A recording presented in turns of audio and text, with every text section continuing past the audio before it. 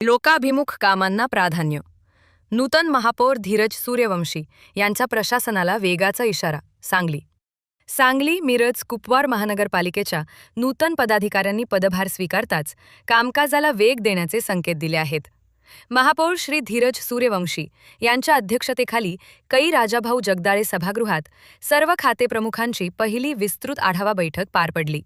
या बैठकीत प्रलंबित प्रश्न तातडीनं मार्गी लावण्यावर भर देत लोकाभिमुख कामांना सर्वोच्च प्राधान्य देण्याचा स्पष्ट संदेश देण्यात आला.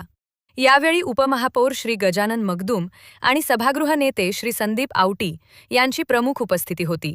अतिरिक्त आयुक्त राहुल रोकडे यांनी नूतन पदाधिकाऱ्यांचे स्वागत करून विभागनिहाय कामकाजाचा आढावा सादर केला.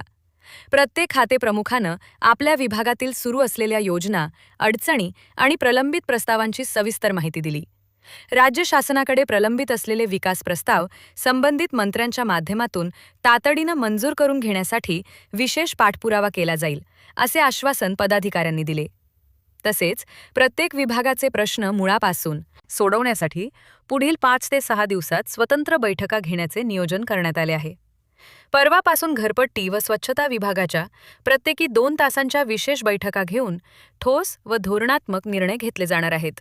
अतिरिक्त आयुक्त राहुल रोकडे यांनी महापालिकेच्या आकृतीबंध व रिक्त पदांच्या परिस्थितीबाबत माहिती देत मनुष्यबळाच्या अडचणींचा मुद्दा मांडला.